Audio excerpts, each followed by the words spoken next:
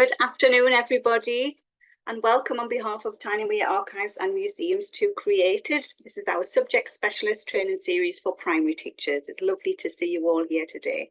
This is our final session in our current series, and today we're focusing on art through the ages. So I'm Charlotte, I'm CPD manager in our regional cultural learning team.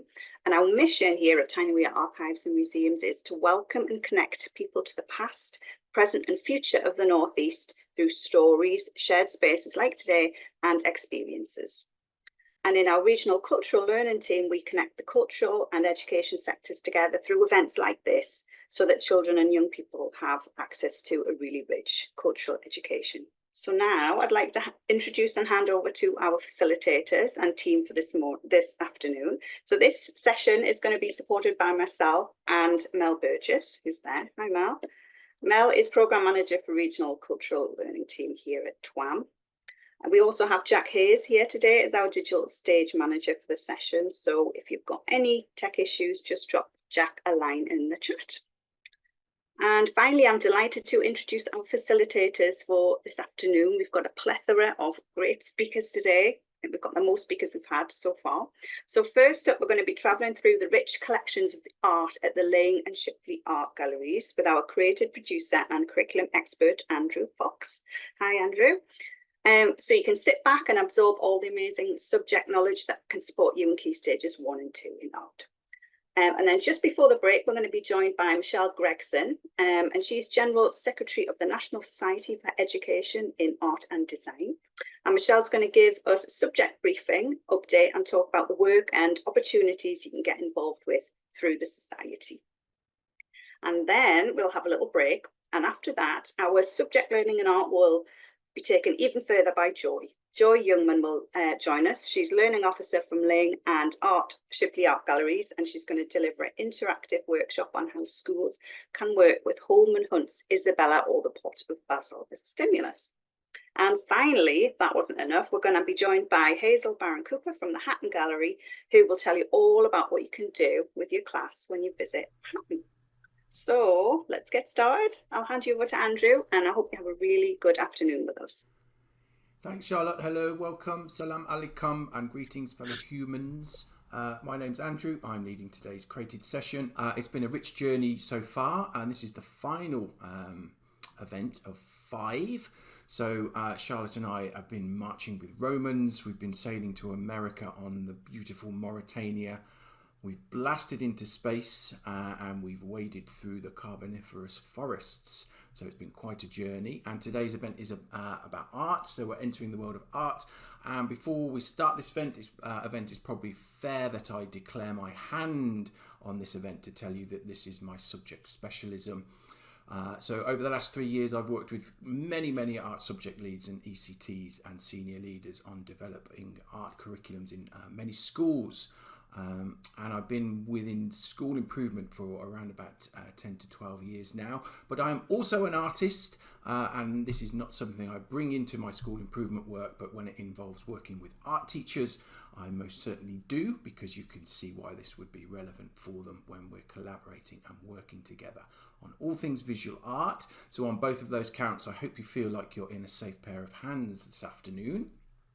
And before we kick off, as we're not going to be doing anything skills-based today, I just wanted to quickly show you some work that was been done by the art leaders in Shropshire a few weeks back, and I led a session with them on mixed media and developing lessons in art at Key Stage 2 that promote creativity.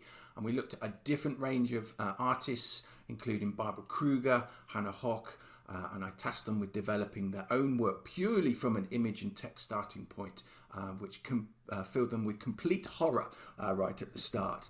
The looks on their faces was a picture. But in the end, they found it a very liberating experience. There's a bit of photography. I was on the internet with a printer, getting them any images that they wanted.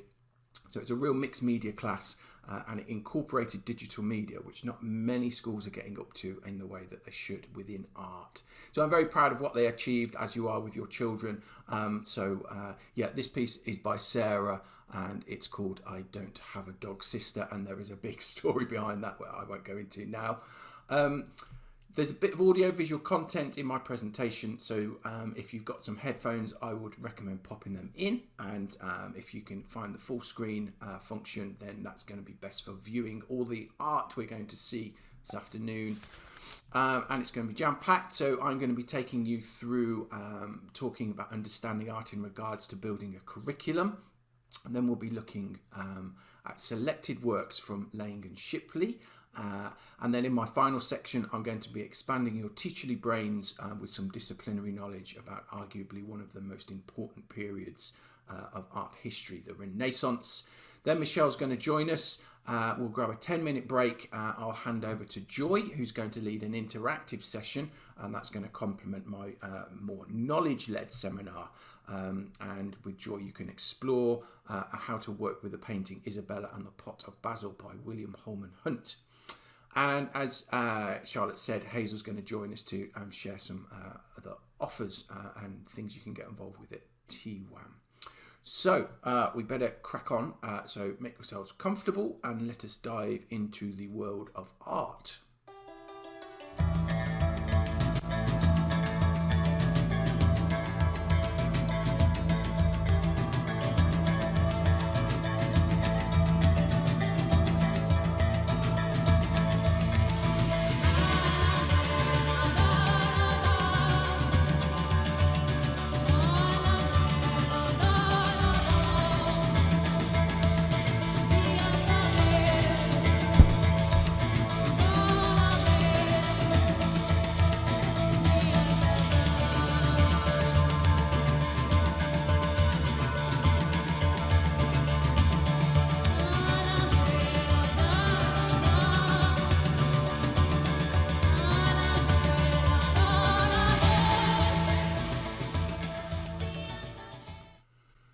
Okay, so let's start by setting the scene with our understanding of art and how that can be applied into the curriculum. So what is art? It's a big question, so let's go to the National Curriculum Aims first. And they're very clear about what they set out, and they've got some high expectations. Art and craft and design embody some of the highest forms of human creativity. As pupils progress, they should be able to think critically and develop a more rigorous understanding of art and design. So there's some complex and rich stuff in there, and it's telling us that it needs to build. But it doesn't really give us much of a clue about what art is, and in particular how very different it is as a concept and a way of thinking and learning next to other curriculum subjects. So let's now see how Ofsted describe art. Art is a rich and varied set of practices central to human civilization. Art itself is not static, and its purpose, materials and methods are always evolving. Major art forms include painting, sculpture, drawing, printmaking. Art has broadened to include photography, performance, installation. So that's much better, I think. We can work with that, and within that body of text there's a clear expectation for quality, coverage and depth, and we know from reading that art is no longer something that we stick at the end of topic, and it's not something to be understood in just a few lessons or projects.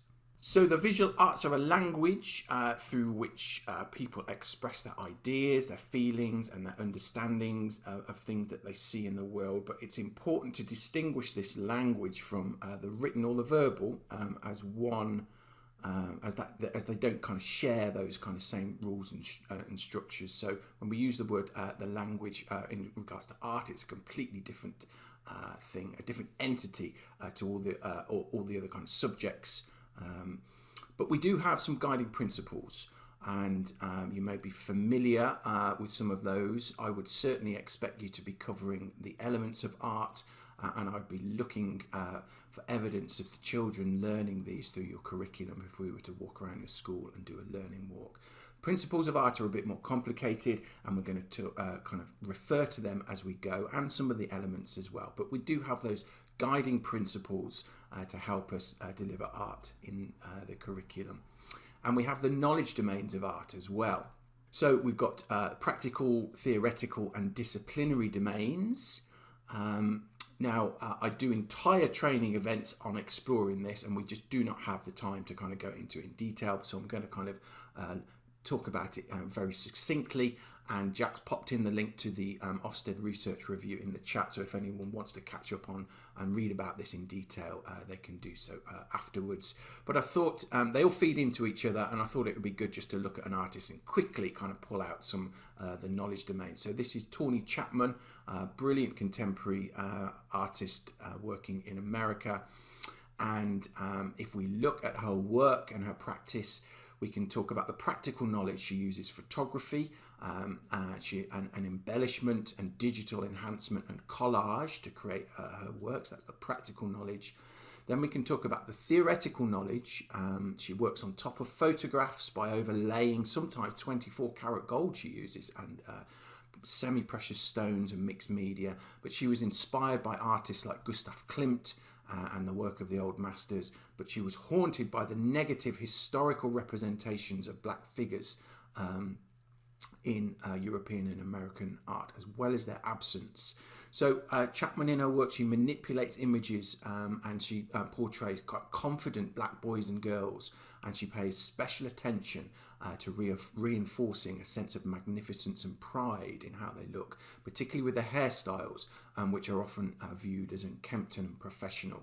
So the disciplinary knowledge that we can talk about with her work is there are no fixed ways of creating art, and different processes and mediums can come into play to create different stuff. And art can be used to portray positive ideas or make statements to the contrary of what is perceived to be true or right. And many artists use art to counteract stuff or to say things that they're quite passionate about. We've also got a recommended timeline. We've got the traditional art, which runs from caveman time up to about 1870 to 1890. Then it moves into modern art up to about 1970, and then we move into contemporary art as well. And that's something that needs framing across your curriculum, and it's a very useful set of goggles to help you plan the curriculum. And what we're doing in Shropshire and down in Hertfordshire is we're creating art appreciation programs. So this sits away from your curriculum and your lessons, and you're using your walls in your school to put up every term some examples of traditional, modern and contemporary art, not just for the pupils, also for your teaching staff as well. And because art is not a fixed spoken language, and we now live in such an interconnected world, we have the entire globe from which we need to be drawing upon to build our curriculum. So let's take a look at how diverse and broad painting could be in regards to planning the curriculum. And I think the things to consider when you're kind of thinking about diversity and kind of coverage is that you need to be reflecting your pupils' heritage and background in how they're learning, and you need to be ensuring that you're offering a breadth across the cultures of the world, and they are both male and female artists, so avoiding the dead white Europeans.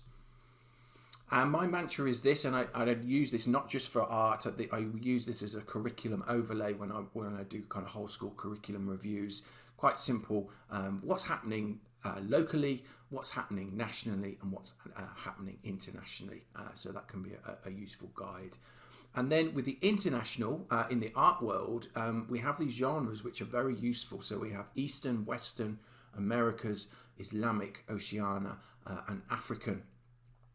And if we take a look at that in regards to our art timeline, that's quite useful. Now, this isn't a tick box exercise. You don't have to fill in all of those boxes, but it is useful to actually see and work out how much you're covering around the world and from what periods of time you're covering in your curriculum. So we need to start by considering where art grew, and it started obviously with early cave paintings in different parts of the world, and they then kind of built and turned into art in different cultures. And since the dawn of man, as you can see, painting was something that we just had to do, and we're still doing it now. And visual representations, the further forward you go, start to become more complex and more detailed. So if we start with Western, which is an area we're all familiar with, but I'm going to show you these areas through, as I mentioned, slightly different goggles, just so that you can, there are no rules about building your curriculum, as long as it's right for you and your school. So how can we avoid those usual suspects? There they are down there on the left. We need to cover those, of course we do, but don't be frightened to go to and look for other things and other places for inspiration. So here we've got a Spanish artist called Acuda San Miguel, and he's equivalent to the Spanish Banksy. He's very, very popular. And down there at the bottom we've got Daria Petrelli from Italy, and if any of you want to kind of start looking at digital art, I would recommend looking at her work. The children get really engaged because they're quite surreal illustrations that they love. And we're going to have a look now at a contemporary Polish painter called Daniel Makinski. And if you think about this, if you've got children that are in your school that are from other parts of Europe, then this can be a nice touch. I've been spent many hours in early years, and one kind of comes back to me. A bit of early years practice is one of the young children was a Somalian girl, so they created a whole day exploring Somalian culture, which I thought was lovely.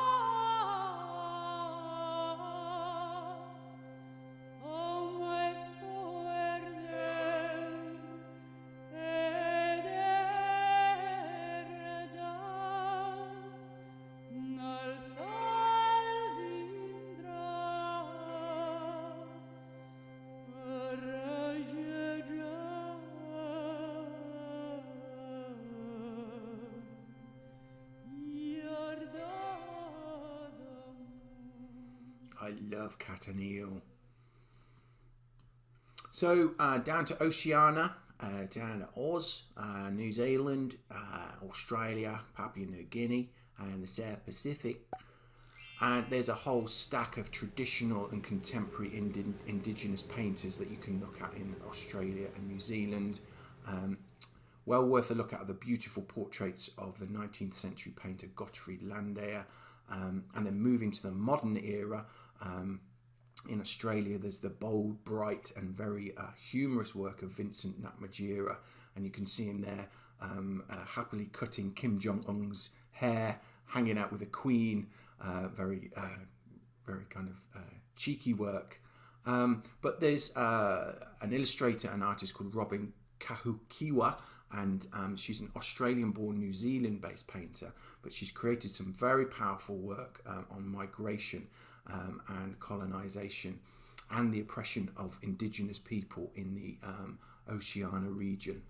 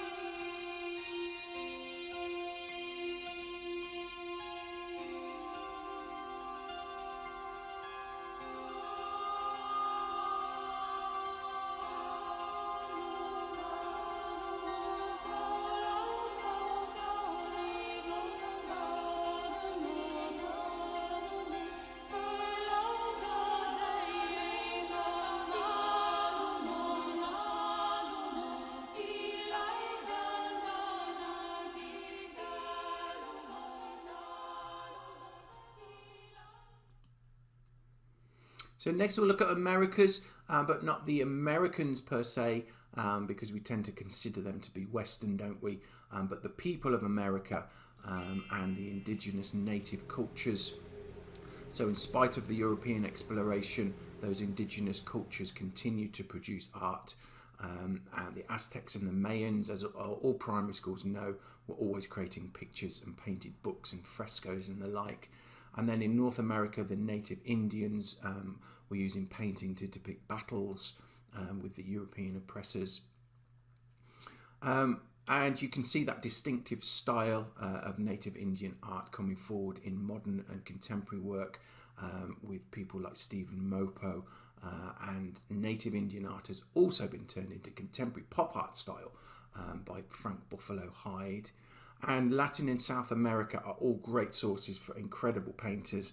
We know about Frida Kahlo, but lesser known artists that are huge out there, Antonio Berni and the prolific Cuban artist Wilfredo Lam.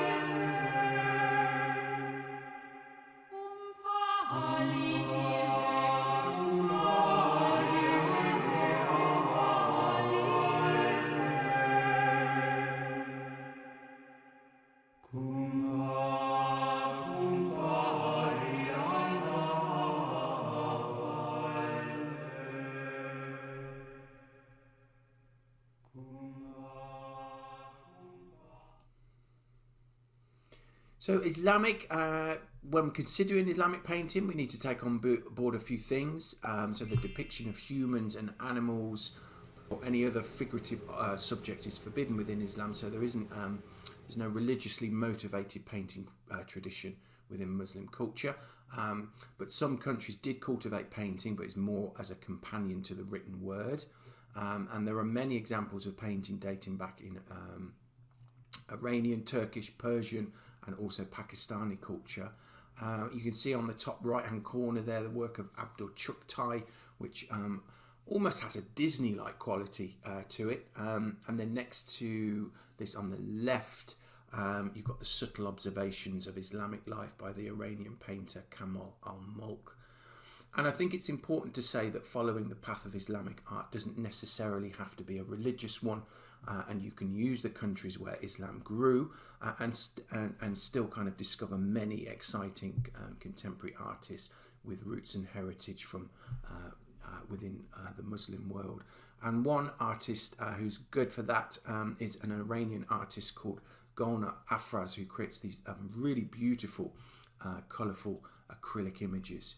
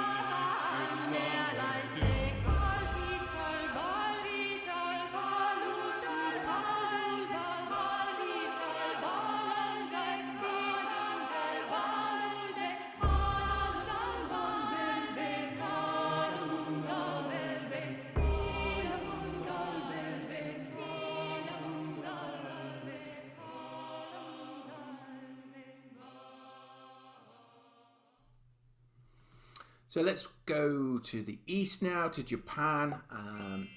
We've got ancient China, all the work from ancient China and Japan. You all have heard of Hokusai, but don't be travel forwards in time to discover the modern and contemporary painters like Shimoto Nara and his almost cartoon-like work. There's also Ai Weiwei that's not included in here, but he's a three-dimensional sculptural artist. On the top left, there's the work of traditional Chinese portrait artist Li Tifu, who's credited for introducing Western oil painting to China. And if you'd like to see how charcoal can be used like paint, then you can look at the contemporary Korean artist Li Bei, who works purely in monochrome brushstrokes. And it really surprises me. I've looked at so many curriculums that I rarely see Indian artists being studied in the primary art curriculum. And that does surprise me. But I came across the paintings of the modern Indian artist Amrita Shergill, and they're absolutely beautiful. And within her kind of genre, she's considered to be one of the greatest avant-garde artists. And I just love her simple but very, very poignant portrayals of village and mountain life in the modern style.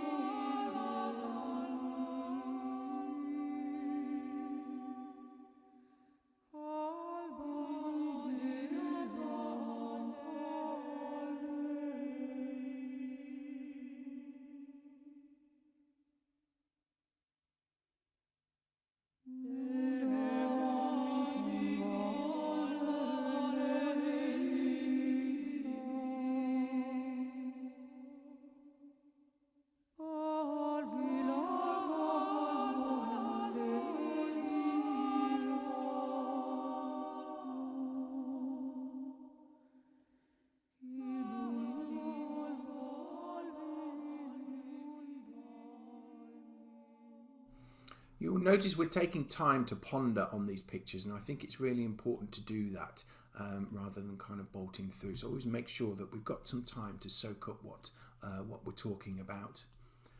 Now next we've got African. So let's have a look at Africa. And painting as a medium didn't really take hold with the indigenous tribes and people in Africa until quite late on. But frescoes appeared in ancient Egypt, and paintings have been found after the arrival of Christianity as far back as 4 AD in Ethiopia. But it's now a very popular medium across the entire continent, so there's tons of contemporary African artists for you to look at and explore, and absolutely perfect for colour.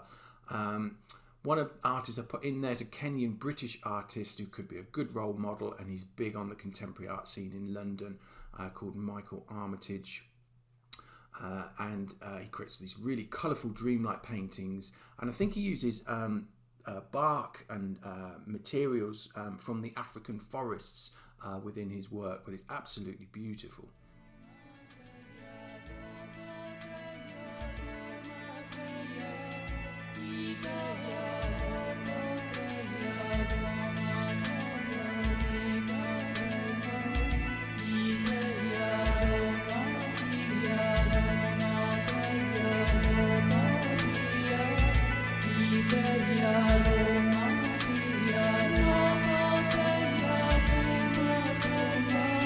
Viva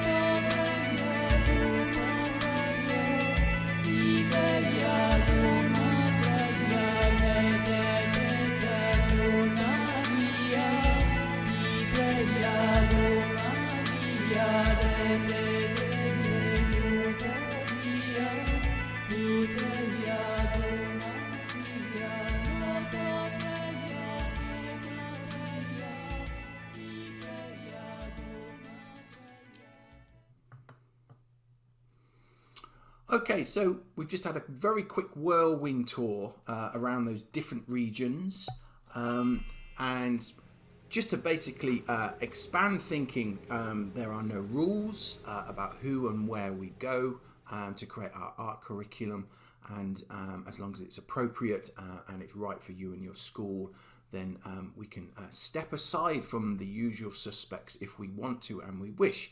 But as I mentioned, we do need to include many of those important artists. And I just thought I would show you, this is a piece of work that's got a nice little ending. I worked over 2 years alongside a subject leader to develop an art curriculum from scratch, and we employed all of the principles that we've been talking about. So the timeline, looking at diversity, got the elements and principles of art, and you can see there that we've got the areas, different areas of art. So we've got photography and digital media, we've got drawing, all kind of mixed in and built to progress in each of the art areas, and it ended up being delivered, and these can then turn into lessons. So those knowledge domains that we were talking about earlier could then come into play. So what's the practical knowledge about learning about what are the children going to be learning practically when they're looking at Michelangelo, and what's all the theory and the disciplinary knowledge. So we could kind of work all of that stuff out, build that into the lessons, and then a nice kind of ending. They got an Ofsted visit in October. It was a short inspection, but Art got the deep dive. This attention to staff's training and ongoing development is also apparent in other subjects. In art and design, for instance, subject-specific training has brought significant improvements to the curriculum and pupils' learning. Informed thinking has ensured a clear line of sight in learning from early years through to year 6, and new learning builds securely on what has gone before. So some really good kind of words there, and congratulations to Laura, the art lead, because when she came to art, she had no idea about the subject. But all of that work has been reflected in that inspection report, which is good. So they're all the things that we need to be considering regarding what art is, and all of the different approaches and things that we need to think about when we're actually planning our curriculum and lessons. So we're going to move away from that now, and we're going to look at some artworks at Lane and Shipley art galleries.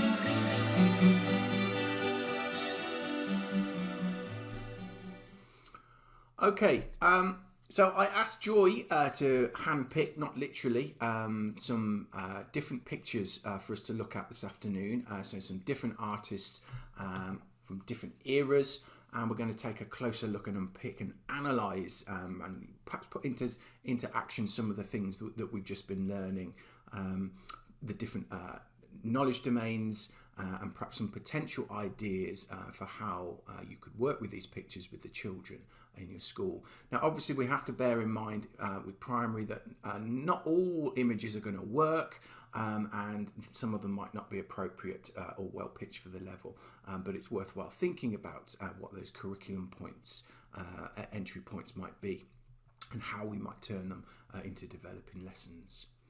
So the first artist is called Nerys Johnson, and some of you may recognise Nerys's name as she was a local lady to North East. The painting is called Tyne Bridges at Night, and that depicts a familiar scene across the city river and its many bridge structures, as we were finding out in the story of the Tyne event. The work was completed in 1996 and is gouache on paper. And before we dive in to find out more about Nerys, let's look at the visual language in this piece and what's going on. Now, the first thing for me that strikes my eyes is the very clear use of implied shapes and lines, which are creating quite a strong geometric composition in the picture. So I'll just highlight that. And you can see the clear structure of the picture being created by those lines. And the gap on the right that's left leaves our eyes to continue that structure on its own, and that's what's called implied rhythm. And rhythm, colleagues, is one of those principles of art that we were just discussing. And you can also see then how she's cutting through that composition with an arc. And that's a shape, and that gives us a sense of relief after the formal lines. And then the next thing I'm drawn to are the simple and bold use of colours in the painting, particularly green and purple, used a quite striking effect. And she's using the purple as a beginning for an analogous set of colours between purple and blue. So complementary colours are colours that sit opposite each other on the colour wheel, and analogous colours sit next to each other. And then we need to consider how it's been painted, and it looks like it's been painted in quite a detailed, delicately executed way, and she's allowed the paint to drip and blur. Now, Nerys used gouache instead of watercolours, and gouache is very similar to watercolours, but with gouache you're able to achieve much flatter and bolder colours just because of the way that it's made up. And for that reason, artists, particularly illustrators, use it for posters and comics and stuff because of that kind of flat colour, whereas watercolours are more translucent. So Nerys was born in Mansfield, Nottinghamshire, but she spent much of her childhood in hospital with complications from quite severe rheumatoid arthritis, and that was a lifelong condition that affected her until her death. But she, instead of continuing with her dream of being an artist, the arthritis kind of prevented her from doing that. So she turned her hand to creating shows of other people's work, and she became a curator of gallery shows and the keeper of fine arts at the Lane Gallery in Newcastle. She then worked at the Durham Light Infantry Museum in a similar role, and she earned quite a big reputation for fresh and original stuff that she was putting on. But the progress of her disease forced her into early retirement, and having done so much for other artists, she began and had the time to concentrate on her own developing her own kind of artistic gifts. But even though that she had that early retirement, the passage of time had kind of worked on her arthritis, and she found it really difficult. It was a big challenge for her to hold a paintbrush. And thinking about that, that kind of, we kind of go back to how delicate and small the work is. That kind of explains the delicacy of the execution of the artwork. And sadly, Nerys died in 2001. She was only 58, but she's left an important body of work in different places, the Arts Council collection and the V&A. And she's also set up through the sale of her work after her death, as an art fund been set up to support galleries purchasing new works, which is fantastic. Now, the thing that sticks with me the most about Nerys's work is her advanced use of colour. And in her flower works that she completed right at the end of her life, you can really get a sense of how strong this is. So there's many different routes we can take into the curriculum with her work in either Key Stage 1 or Key Stage 2. Colour being the most obvious. Now, of course, you'll all be covering the primary and secondary colours, as well as warm and cool and monochromatic. But if you wanted to go a little bit further in Key Stage 2 and develop that colour learning theory, you could look at complementary colours and analogous colours and go back to that prior knowledge of the colour wheels that the children were learning probably in year 2 or 3 or whenever they were doing that. So I've just popped this sequence of slides in here on colour, just because it might inspire you to do a bit more around colour. Colour theory, as you will know, is a collection of rules and guidelines which us artists use to communicate with people, and its origins can be traced right back to Aristotle in ancient Greece, where he proposed that the two principal colours were white and black, so that's light and its absence. And he thought that all the colours derived from one of the four elements of air, water, earth and fire. And nice try, Aristotle, but he wasn't quite there. And it wasn't until the Renaissance, so hang on to that one, colleagues, because we'll come back to that, that things really developed further with people like Leonardo da Vinci. And out of that era came the three primary colours. Move forward to Sir Isaac Newton, who you will know from teaching science, and where he discovered that light could be separated in glass prisms into 7 different colours. He also discovered that mixing all of these colours together created white light, and he hypothesised that from the 7 colours, all other colours would be created.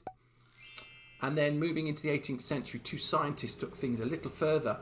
British scientist Thomas Young proposed that colour vision in humans was the result of the actions of 3 different receptors in our eyes called photoreceptor cells. And then Hermann von Helmholtz expanded Young's original theory to suggest that the receptors in the eyes were either short wavelength, which were blue, medium wavelength that were green, or long wavelength that were red. And these 2 discoveries led to the trichromatic theory of colour vision, and that opened up the concept of how we perceive colour to being personal and psychological and emotional, and that had a profound implication for how artists like Nerys Johnson and every artist used colour in their work. So lots to go on with colour in Nerys's work, but you can also look at different parts of art skills expectations, particularly in year 1 and 2, where the children need to be experimenting with different brushes. So it's a great chance to bank some of that practical and procedural knowledge that will be so important for them as they develop into young artists. And of course, there's the elements of art, as we're discussing, that you could teach through her work. So 2-dimensional form, negative space, which we're going to look at in a minute. And I see a lot of movement in her flower works. And for that reason, for all of the reasons above, I think she could quite easily sit alongside artists like Georgia O'Keeffe. And I know a lot of you look at Georgia O'Keeffe in your art curriculum.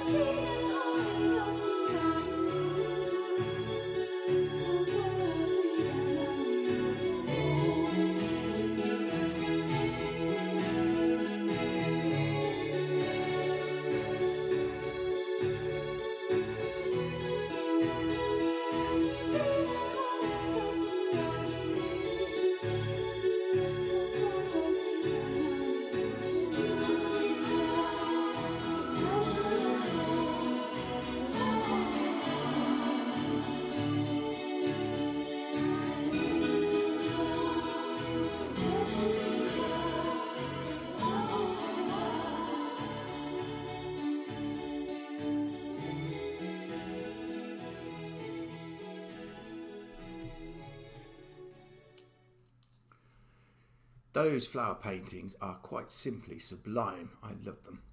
Okay, so we're going international now, and we're looking at Marlene Dumas, who is from South Africa. So Marlene was born in Cape Town in 1953, but she now lives in Holland, where she's one of their biggest contemporary artists. And this artwork is called Back 2 and is an ink and oil on paper piece. So the first thing I notice is the obvious monochromatic use of pink in the painting, that's kind of broken up by those darker tones of the brush strokes. And the composition is set on the central vertical axis, which I think kind of creates a nice balance between the negative and the positive space. And in art, we call that asymmetrical balance. So just a rather simple visualization of how that works. And there's, we can clearly see a face, but because of the motion of the brush strokes, it's quite surreal and unsettling, and it makes it difficult to define the features. But I really want to kind of catch gaze on the eyes, but I can't, which kind of gives it that unsettling feeling to the viewer. So with those loose brush strokes on the bottom left-hand corner of the camera, so I don't know if you can see, I can see it on my screen, there's actually writing scribbled in pencil. So this suggests that Dumas is not setting out to make perfection, and she's not precious about the marks that she makes. So coming from Cape Town in the 50s and 60s, she witnessed apartheid, and that affected her growing up, and she began painting in 1973 to express her political concerns. And as her work developed through her career, she started to use photographs and Polaroids of her friends and her lovers as starting points for her work, as opposed to working from reality. And her choice for doing this was that she felt that it would, even though her work was quite kind of abstract looking, it would ground her work in reality. So she deliberately uses loose brush strokes to get that distortion. But within that, if you kind of go up to her work, you can see a lot of detail in those brush strokes. And she achieves that using a technique called wet on wet, which combines thin layers of paint with thick ones. And she comes from a long line of figurative artists. So figurative art describes any form of modern art that retains strong references to the real world, and particularly to the human figure. So Picasso, Giacometti, they were all figurative artists. But in the 60s and 70s, figurative painters began to use, like David Hockney and Chuck Close, began to use photographs and clippings or film stills as a starting point for their work. So there's a lot to discuss about lines and movement, but we could also talk about value, and that's one of the elements of art that we saw at the beginning. So what is value? Well, it's tone. A bit simpler way of putting it. Value is the difference between light and darkness of a surface, and it can be represented using both colour and monochrome as well. So the values of colour are often visualised in a gradient, and you can see here that I've arranged them from the lightest to darkest. And in photography, these are quite important. Ansel Adams created the zone system as a way to expose and print, and I work to the zone system in photography. So here's two examples of value. So on the left, we've got the wall drawing by Sol Lewis, and you can obviously see the gradient tone going from light to dark. And then on the right there's a painting, which at first it's kind of it's a painting, but if we monochrome it and bring back that set of tones, we can actually see where the different tones are sitting in a much more simpler way. And another great example of value is in the famous painting by Whistler. This is his Old Dear, and there are three dominant values. You've probably spotted them straight away, but just highlight them for you there. And if we transfer them to the scale, we can see where they sit and then how they translate into monochrome. So value is incredibly important to art, and it's something that you could talk about when you're looking at Dumas's work. So it could be a great picture to explore brush techniques like wet on wet and scumbling, working with acrylics and inks. And as a contemporary female figurative painter, her peers include British artist Jenny Saville, who could be a nice link to look at. So what is figurative art and who are those figurative artists, and develop some learning from that point. And it could also be a great chance to look at creating paintings from creating paintings or self-portraits from photographs.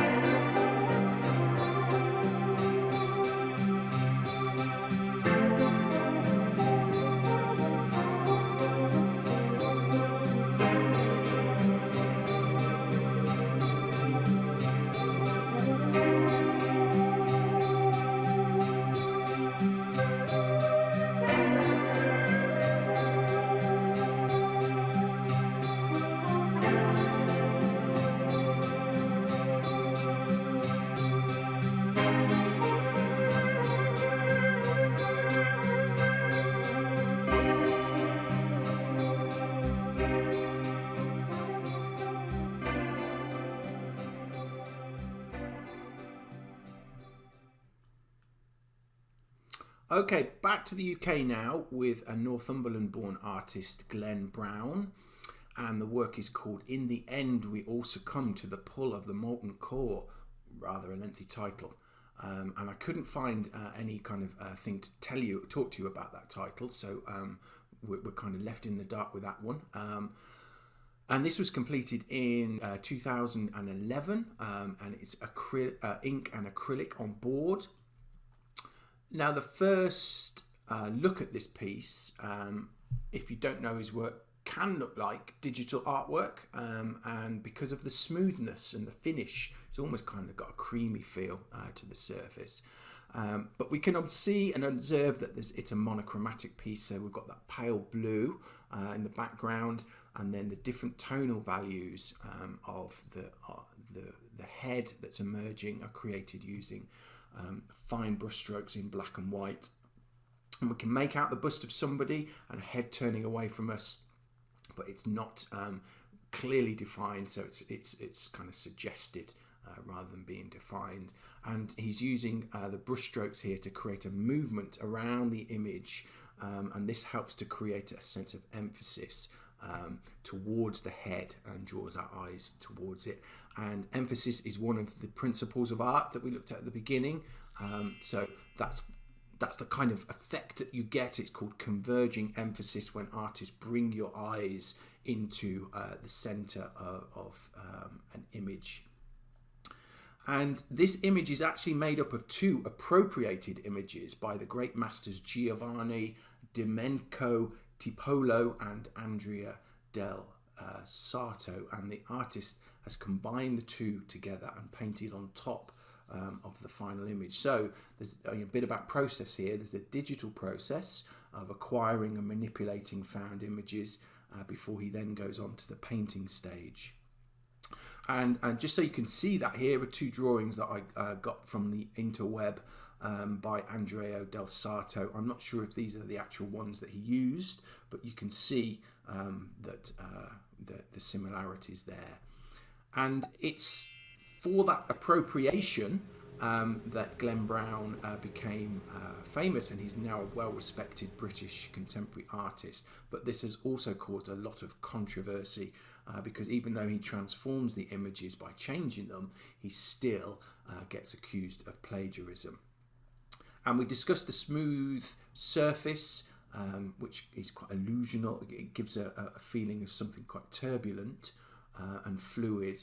And he's achieving that by using real thin brush strokes to generate these elongated curls and twists. And many people have kind of commented on his work that they want to lick it or touch it because it's got that kind of quality. And the subject matter of his painting varies. It depends on what he kind of appropriates. So it could come from science fiction. It could be figurative images based on our history, like the ones we're looking at. And nearly all of his pictures have got a morbid, creepy atmosphere. But despite that, he was nominated for the Turner Prize in 2000. But he got into a bit of bother.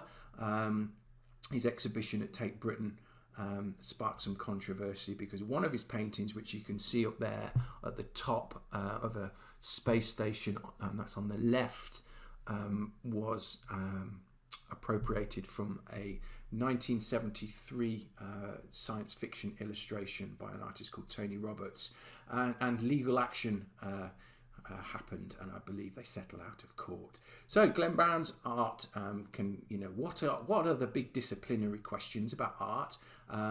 What do we value as art, and how come Glenn Brown is allowed to take other people's work to create his own art? So there's some big questions that we can ask there, and I can see lots of potential work that starts in the digital domain, and then we could perhaps print out and work on top of it, or we could go vice versa. We could work in the real and then scan and then take something into Photoshop.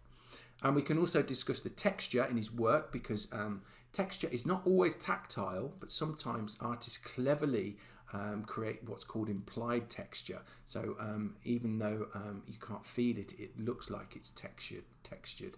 And we can certainly discuss colour and mood in Glenn Brown's work.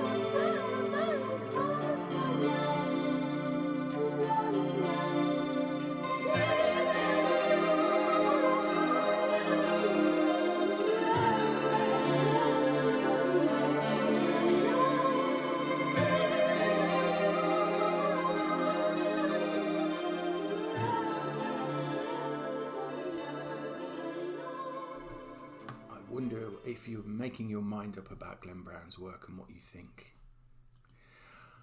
Okay, back in time now to the era of traditional art with another Northumberland-born artist, John Martin, and his oil on canvas work, The Bard. So this is a dramatic and romantic landscape piece which takes our eyes over the running river, through the canyon, and around the river bend, and towards those heavenly lit skies and the high, deep ridge mountains at the back of the picture. And as we travel into the picture, we can't help but notice a small bearded figure standing precariously on the cliff edge holding a harp. And this further exaggerates the epic scale of the landscape, but also the mere significance of this human within that vastness. So Martin has delicately set this vision out for us in fine details in a deliberate attempt to take us away from our current place into his theatrical drama. And he's using and implementing the visual techniques of the Romantic painters. And through the river's journey into the scene and around the rocks, he's creating a sense of space and depth in the work. And in doing so, he's implementing a technique in painting that was first used by Peter Bruegel the Elder in the 16th century. And it's called atmospheric perspective. And it was on his famous painting, The Hunters in the Snow. So atmospheric perspective is something that we take for granted now because of photography, but it was groundbreaking when it was first used in painting because what they're doing is they're actually creating depth of field that we get from apertures and our eyes. And you can clearly see it in this picture.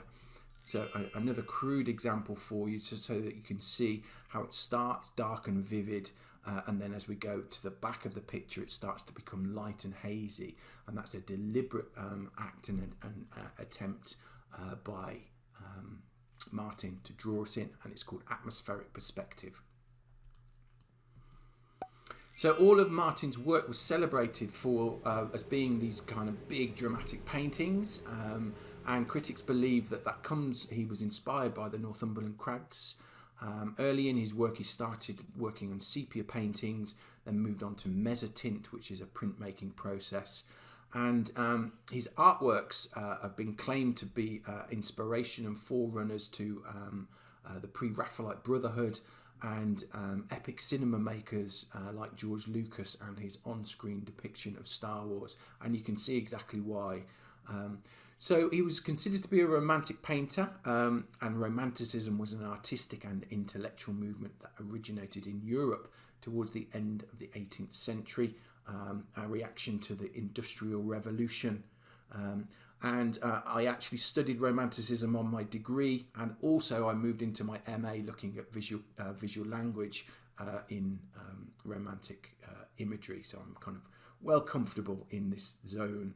And obviously there's other big painters that we could. Turner was another great English painter of that genre, and in Germany Caspar David Friedrich, in whose work you can see some of the techniques that Martin is employing. So the obvious entrance here for me is landscape drawing and painting, and quite simply what's the foreground, the midground and the background. I think also the emotional element and the breathtaking feel of the Bard means we can talk about the feeling and emotion in art, and that's something that should be happening at Key Stage 2, particularly in painting. And I know many galleries work with children's voices and sound to kind of take them into pictures, so making sounds of the rivers and the birds and the wind that might kind of help them get further into the picture. And in the atmospheric perspective that I described, you can also discuss contrast. So at the front of the picture, it's very dark, and then it goes quite light as well. So we can see the difference in contrast in that picture.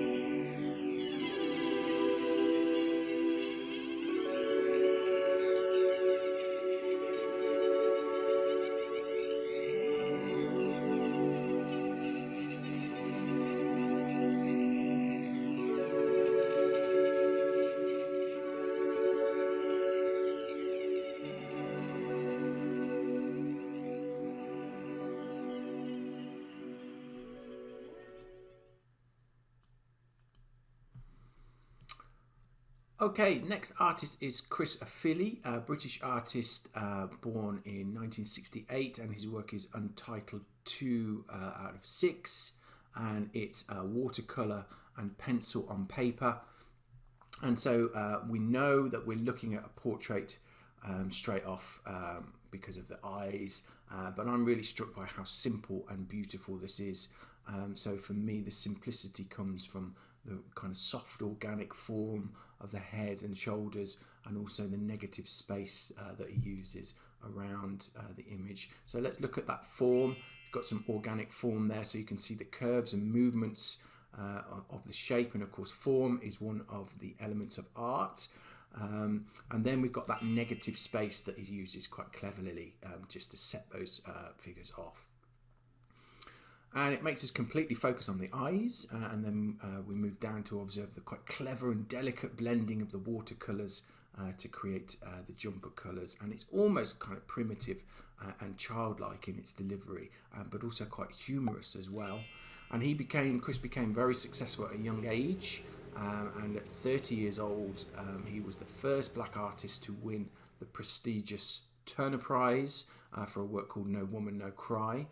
But early on in his career, he caused a bit of controversy because of the way he worked, because he used elephant dung in his paintings. And this came from a visit to Zimbabwe in Africa, where he was completely amazed by the ancient cave paintings made from hundreds of dots, but also, and this is a typical artist, by the small round elephant droppings that he saw on the ground.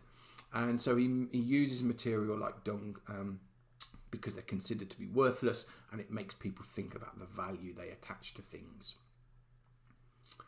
He was inspired by Jean-Michel Basquiat. If you've not come across his work or looked at it, I really recommend. He was from that exciting time in New York when Keith Haring was knocking around. And there's just so much potential for lessons around this painting, most obviously for self-portraits, and I would see this is a perfect next step on from kind of just drawing self-portraits. You go on to creating a colour piece. And then within that, there's the watercolour brush technique that he's used that could be incorporated. So these are just some of the skills that we take the children through in Key Stage 2. So we've got dark to light, we've got layering colours, we've got wet on wet that I was talking about. So a great chance to practice all of that stuff looking at Chris Ofili's work. And of course we can learn about the colour and the form and the space in the process as well.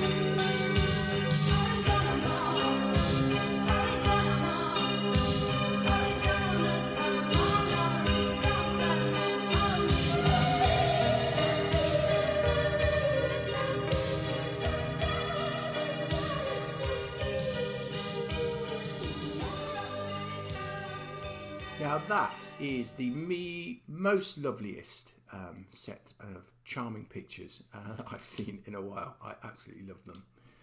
So the next artist is Victor Passmore.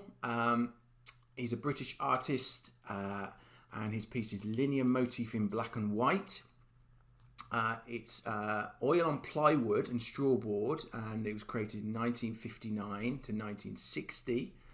And the first thing that we're drawn to in this picture is its simplicity.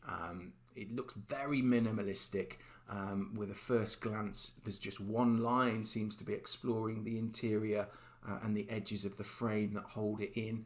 And although it looks drawn, it's oil paint, and the outer line that you can see is actually a shadow cast from the plywood being raised from the base of the picture, and that's a technique called relief. So that's when something's raised from the surface, and that adds a sense of spatial ambiguity to what we're looking at. And if we were to see this in the real world, we'd read it straight away, but because we're looking at it on a screen, it's a bit more confusing to see than if we were right next to it.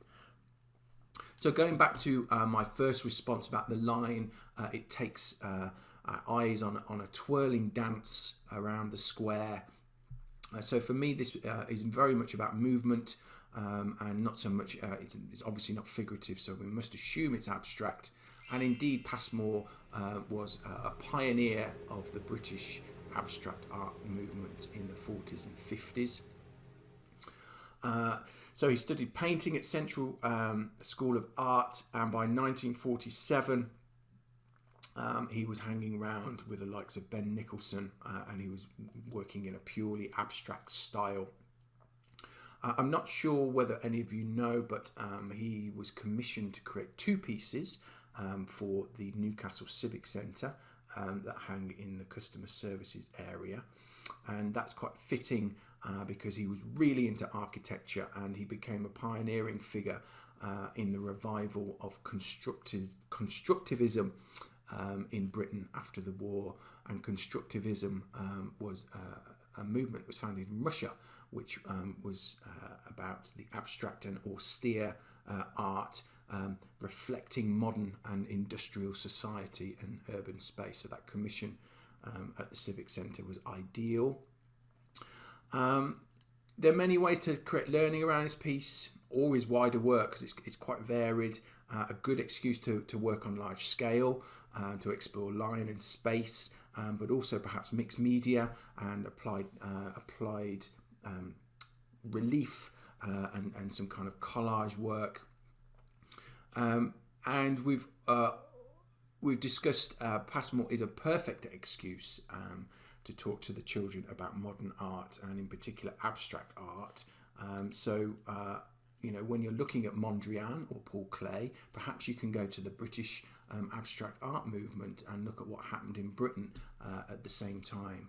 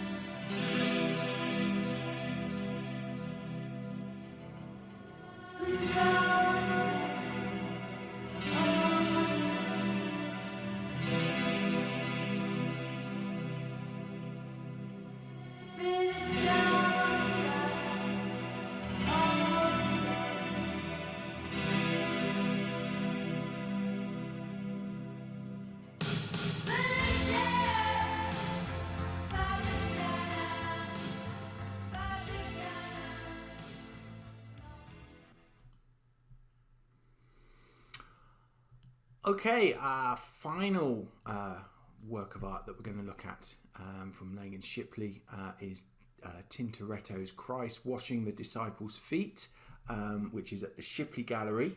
If I got that right, yes, looking at my notes. So it's painted in 1548 to 1549. It's oil on canvas. And we can immediately sense that this is a religious work, well, I can, from the halos surrounding the gentlemen's heads. And as we move around the composition, we're finally drawn to what looks like to be Jesus on the right-hand side. And Christ was usually placed at the centre of paintings in this era, but Tintoretto unusually placed him on the right-hand side. And there is good reason for this. The painting was originally commissioned as a set of two paintings that would hang on either side of an altar, in Italy. And with the painting hanging on the right wall to the right hand side of you as you face the altar, so it's kind of it's sort of there in your vision. And as you'd be at a side angle, the perspective of the tiled floor and the gaze of the disciples would be going towards Jesus, and it would emphasize his status as the main subject of the painting from where you stood. So I've recreated it for you using the wonderful Photoshop, so you can see the effect that Tintoretto was creating and how clever he was. So that would be how you would be seeing it, and you can see now that Jesus becomes the most prominent feature in the painting, and how all of those lines of sight from the disciples and the tile floor kind of come forward. And that's just one of the many innovative ways that the Renaissance artists broke boundaries, as we're going to talk about shortly. So deducting it's religious, we can then kind of work out that it's a passage from John 13, where before the Last Supper, Christ washes the feet of his disciples. So Tintoretto's taking us into a narrative of the Bible in a way kind of like a film director would. And he's kind of showing us these kind of glimpses of, this is what happened before that happened. And it's kind of like a storyboard almost. So on the left, we've got Judas Iscariot in the red, and he's kind of away from the other disciples who are quite almost humorously taking off their clothes.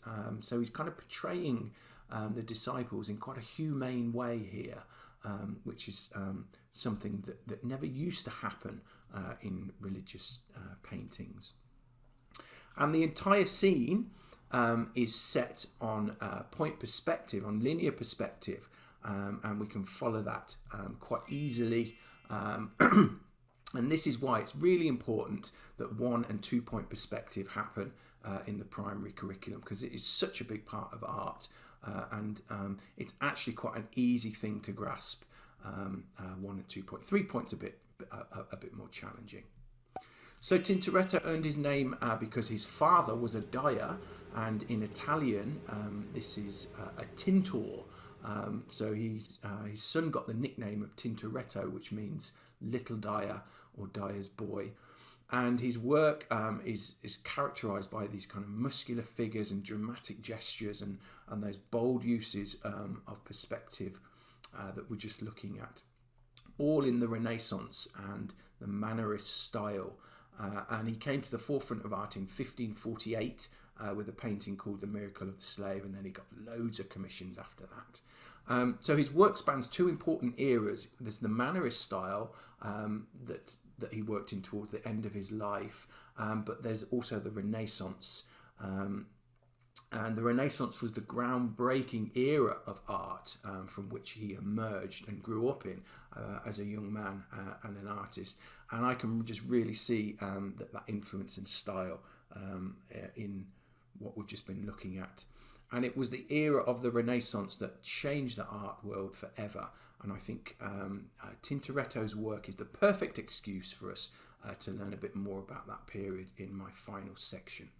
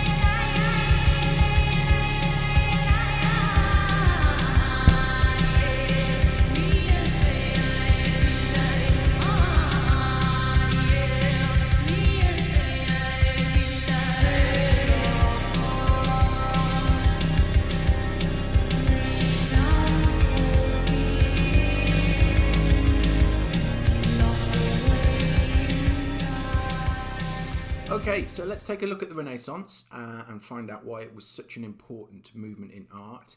Now, the Renaissance was an outpouring, literally, of ideas, and some of the art we wouldn't show to little eyes. So, as usual, it's down to your well-trained filters and judgment as to what, if anything, you want to look at in the Renaissance. I do see Renaissance artists when I'm in schools, Leonardo da Vinci, of course, Hans Holbein, but I very rarely see the big kind of thing looked at, and that's fair enough because it's quite a chunky thing to look at. But there are no rules, and you can cover whatever you wish. A few years back, I created a scheme of learning with a theatre company that would study the Cuban Missile Crisis with some key stage 2 pupils, and it went really well. And we ended up creating a stage play out of it, and they enjoyed learning about it just as much as they did about World War II. So it's how you pitch these things to the children and work with them. But I'm showing it you today because this is teacher time, and when I work with teachers, I'm pretty clear that these sorts of events and training are about enriching you as teachers, as well as looking at what needs to be happening in the curriculum and on your plate in schools. This is about expanding and enriching your subject knowledge when looking at other areas of art, which I think you'll find useful. So just as we've done on the other events, let's look at the big picture and set the scene for where the Renaissance sits in the timeline of art history. And we go all the way back to prehistoric cave art, right the way through to contemporary art. And the Renaissance happens very early in the history of art, and this is important because the significance of the Renaissance meant that the rest of those distinguishable art movements that we can see, they all started to build from this time. So we're going to explore why that's the case and why it's so important. And to begin our understanding, we need to look back before the Renaissance era, because as we learnt on the history event with the Romans, cause and effect is everything. So we need to go back to after the Romans left and moved on, disappeared, to what were called the Dark or the Middle Ages. So the Middle Ages is a period in history that took place between the fall of ancient Rome, which was 476 AD, and it carried on until the beginning of the 14th century. And it's known as the Dark Ages because it was a time of war, ignorance, lots of death. Death was everywhere. But as well as being an incredibly tough time to live in, one thing that stood out in the Dark Ages is that people paid very little attention to what were brilliant civilizations that happened before them, which was the Greek and the Romans. And they just didn't look back and think, oh, they were actually quite good at stuff. Nobody bothered to look back. But many important events happened during the Dark Ages, as we know. So the Islamic world was growing larger and more powerful. And after the Prophet Muhammad died in 632, the Muslim armies conquered large parts of the Middle East. And then immediately after the fall of Rome, there was a vacuum. So no single state or government united the people of Europe. And so the Catholic Church filled that vacuum. And they became the most powerful institution of the medieval period. And of course, in Britain, we've got 1066. There's all sorts kicking off. We've got William the Conqueror becoming Norman king. We've got the Magna Carta being signed, and all that's very, very important. But it was the Black Death that really left its mark on the era. And the bubonic plague was then a very mysterious disease. And it arrived somewhere between 1347 and 1350, and it killed around about 20 million people in Europe. So that's 30% of the continent's population. And by the time the 14th century arrived, European thinkers and writers and artists had begun to look back and celebrate that art and culture of ancient Greece and Rome. And in the process, they dismissed the period after the fall of Rome as middle or dark, as a time when pretty much nothing kicked off of worth.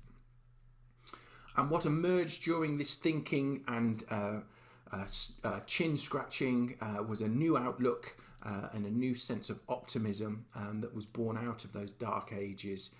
And it was a cultural movement called humanism. And it first began to take hold and gain momentum in Italy. Now, pay close attention here, class, because the description of what humanism is gives us clues as to what that big disciplinary knowledge around the Renaissance is. And among its principles, humanists promoted the idea that man was the centre, humans were the centre of their own universe, and people should embrace human achievement in education, in the arts and literature and science. Within that, the study of ancient Greek and Roman cultures would inform this new modern world. And in 1450, the invention of the printing press provided more communication. So these ideas spread like wildfire around Europe, and all of the rulers and leaders in all of the major countries were adopting this humanist approach, and that included our very own Henry VIII. So the birth of the Renaissance started in Florence, and Florence was a very kind of cultural place at the time. And in Florence, there was a powerful family called the Medici family who ruled for more than 60 years. They even had their own bank called the Medici Bank. Imagine getting a cash card for that. That'd be quite cool. So they're very powerful and influential, and the family's roots supposedly were linked to an 8th century knight named Averardo, who apparently was trotting back to Florence and spotted a giant that happened to be scaring people, and he killed them. So that's the story of their family. They supposedly gave Michelangelo support in his early years, and they even used Galileo as a home tutor. Now imagine that. Okay, kids, we've got a creative practitioner coming next week. He's called Galileo. He's got some crazy new ideas about big balls of rock in the night sky. You're going to have some fun with him. So they were up to everything, and they knew everyone. And in Florence, this kind of way of thinking was kind of spread into all the writers, the politicians, and the artists. And it was beginning to turn into an intellectual and an artistic revolution. And the movement spread to other Italian cities, then to Europe, and as a movement, it encouraged Europeans to question the role of the church, and because people learned how to read and write and interpret ideas, they began to closely examine and critique religion. And in the 16th century, Martin Luther, who was a German monk, led the Protestant Reformation, which caused a big split in the Catholic Church and resulted in a new form of Christianity. And that was all down to this humanist and Renaissance thinking. And this outlook spread to the world of science, where bold new discoveries and major shifts in thinking were happening. So Galileo and Descartes were presenting new views on astronomy and mathematics, and Copernicus proposed that the sun, not the earth, was the actual centre of the solar system. It's a pretty cool idea. And it also led to brave new ideas in engineering and architecture. But whilst a lot of artists and thinkers were kind of using their talents, other people during the Renaissance era took to the seas to start to, in a bid to understand the world that they were in and push boundaries there. And that was the period known as the Age of Discovery, with the likes of Marco Polo and Christopher Columbus. So many well-known names came out of the Renaissance era across disciplines and fields of human thought and innovation. And yes, sadly, they were all white European men, which was a shame. But what happened that was so revolutionary in painting and art? Well, as we saw with Tintoretto, there were new ways of painting that were being developed. And in the Northern Renaissance movement in the Netherlands, artists like Jan van Eyck were promoting the use of oil paint in a new way to create realism and lifelike subjects in paintings.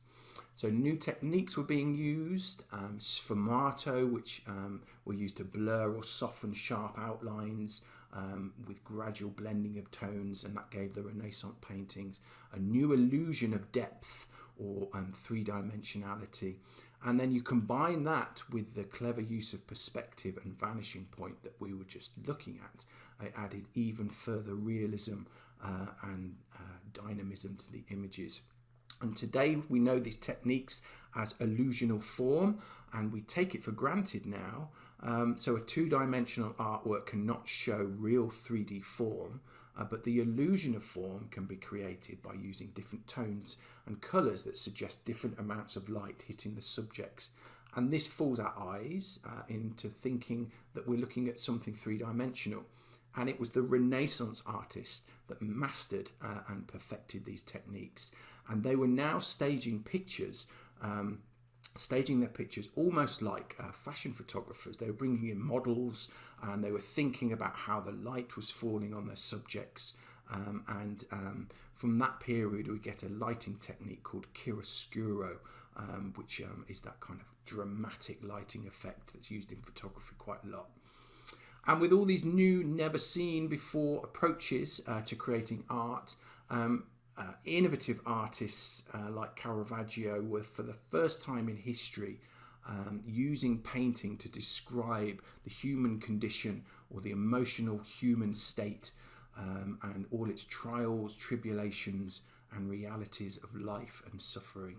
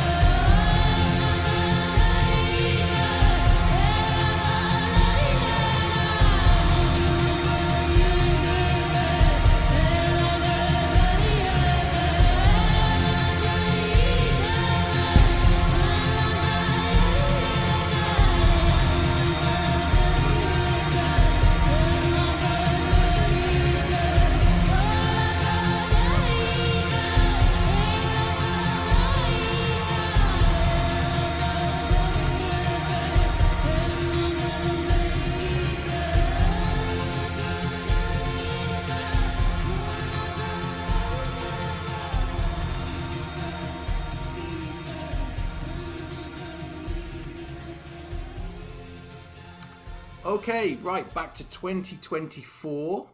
I hope that's expanded your knowledge and understanding of the Renaissance. And we've had a good look at some works of art at Laing and Shipley Galleries. And Joy's going to continue with that after the break. But I'm now going to hand over to Michelle Gregson. Are you here, Michelle? I am, Andrew. Hello. Hello. Yes, over to you, Michelle. Thanks, Andrew. What a lovely quote to end on. I hope I'm going to share something of beauty with you. Perhaps not quite so much aesthetically, but certainly in terms of thinking.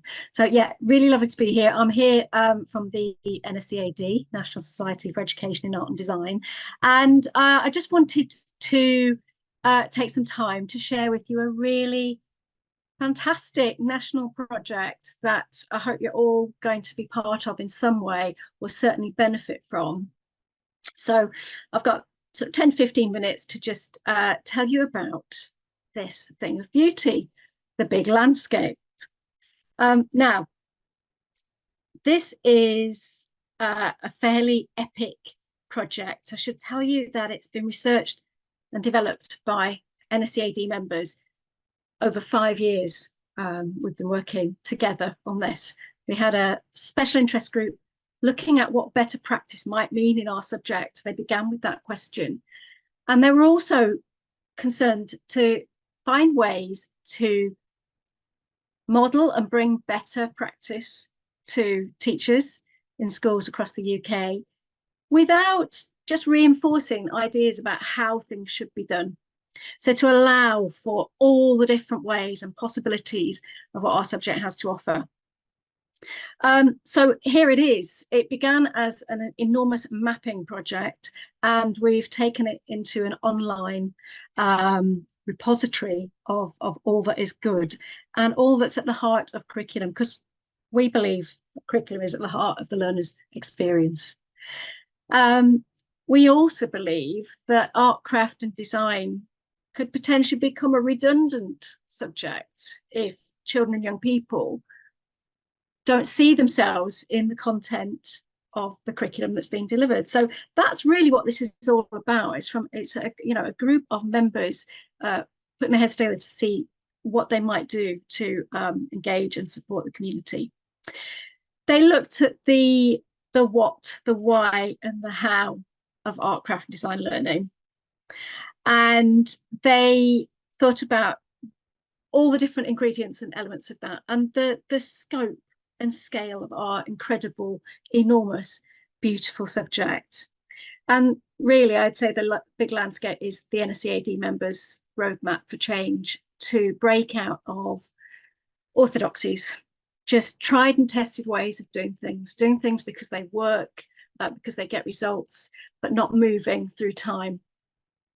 And a roadmap for engaging with and working with local context and resources like museums and galleries.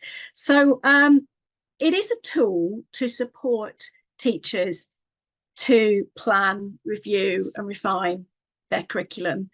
But I think it's more than that. It's a way of thinking. It's a way to support being on that road to being a leader of learning, to be a shaper of your curriculum, not just taking it. It's about building dynamic, exciting curriculum that engages learners. So it is exciting, it is big, and I'm just going to take a few minutes to just walk you through, really. And I thought I'd start from a perspective of a question that I often hear, which is, I want to work with my local museum gallery. Lots of our children don't get to visit galleries for various reasons. And we're concerned in our school about cultural capital. So if I was entering the big landscape with some of those questions in my mind, I might start as by kind of looking through and finding some guidance to help me with some questions. If I'm a member, I can download that here. And we've worked we've worked with a number of partners to create a checklist to get started with curriculum review.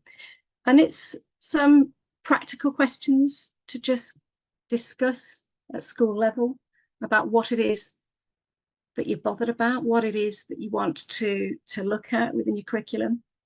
And then it takes you through some key questions, looking at the what in curriculum. Looking at what is really about determining the concepts and content that are driving the lessons and projects and your overarching curriculum. But then also the why. Why are we doing it? What's the focus? What's the purpose? What depth are we going into? And why does learning in this particular way about these things matter to us as a school, as a college, as a community? And then the how. How are you going to organise learning and teaching in order to achieve these intentions? And, you know, that's important. It's important that we are able to be really mindful about what we're doing and how we're organising curriculum, and that we're constantly striving really to refine it and make it relevant and current and contemporary for learners. So let me show you the map. Now, this time last year, more or less, we published for AD in AD magazine for members a huge eye-watering map of the scope and scale of the subject, and it covered everything at the time that we were thinking about that might be relevant in thinking about curriculum, but also about learning and pedagogy. This, what I'm showing you here on the website, is a simplified version of that map. It's got 25 areas and boxes that take us into places where we might find some answers to some of our questions, but also places that will present us with more questions. So thinking about this question that I just posed about, you know, how do I get my curriculum to work with the local resources on offer from museums and galleries? How do I work with using museums and galleries to think about cultural capital? So I might start in the why section, because I can start anywhere I like. And I might start thinking about cultural understanding. And that would take me into a definition, a little introduction, and then a whole load of thinking, references, definitions, and questions for us to have a look at.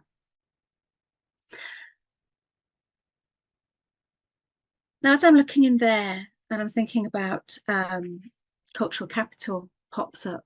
And yeah, that is something that our school, I might think, is keen on investigating. It was something that we knew Ofsted were looking at. And so I can go in and just get a little bit more provocation and information in there.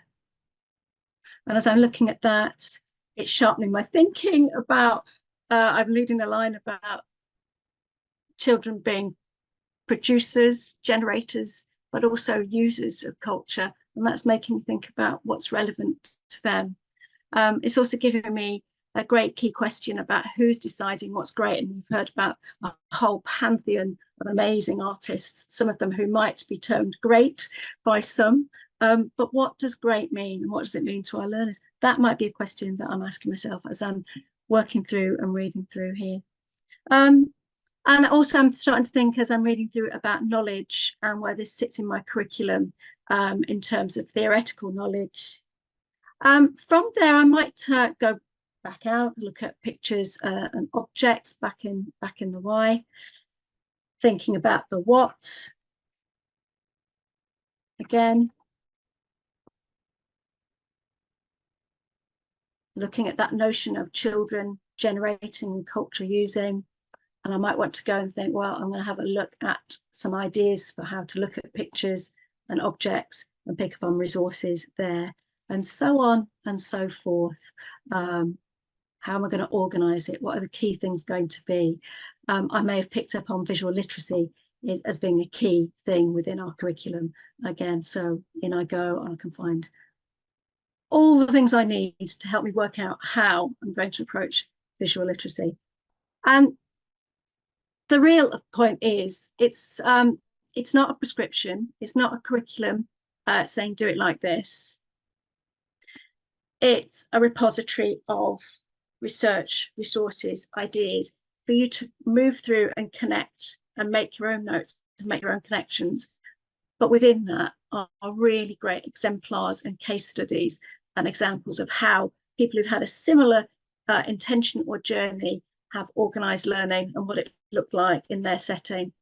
Because the key thing is to be contextual, to thinking about what we've got and what we need for our learners.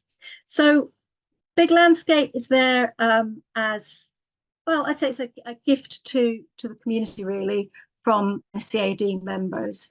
And what I'd like to do is invite you to get involved, to explore the Big Landscape for yourself. It is full of thousands of resources, research references and definitions. There's a glossary that you can move through that helps define key words and vocabulary. But what we want to do next, the next stage, is to build more examples and to get your suggestions of resources that would be useful and helpful along different journeys. So it's not prescriptive, it's not telling you what to do, but it is there giving you a map to help you think about the important ingredients of curriculum and how you're going to organise it. I think of it as being like a big bag of Lego that I can put together in whatever shape suits me and suits my learners. And if my learners are really, really interested in issues around citizenship, how am I going to thread that through the knowledge that and the concepts that we decide to impart? How are we going to organise that? If we've got a keen interest in sustainability and environment, if we are keen to work on active anti-racism, anti-ableism, thinking about gender, how do we do that? And how do we talk about it in a really confident, meaningful way so that people can understand what we're doing and we can see if it's working? So it's a really good tool for curriculum planning and a really good tool for those confident conversations with senior managers, with governors, with parents, with Ofsted. So I will leave it there, Andrew. Please do check it out. It's called The Big Landscape. If you Google Big Landscape, hopefully it will take you straight there. We've popped a link in the chat there, Michelle. That looks like a fantastic piece of work. I know you've been working on it for a long time, and I think that's going to be really popular. And I just like the idea of, you know, the support to go in whatever direction you want to build things that are right for you. Because it's really important that schools build curriculum that are right for them. So fantastic, brilliant. And thank you so much for coming along, Michelle. It's good to see you. Welcome, it's always a joy. Without further ado, I'm going to hand over to Joy Youngman. Joy, the screen's all yours. Thanks, Andrew. Good afternoon, everybody. It's great to virtually see you all this afternoon. So yeah, my name is Joy, and I'm the Learning Officer at the Laing Art Gallery in Newcastle and the Shipley Art Gallery in Gateshead, and I lead on the learning and engagement programmes across these two sites.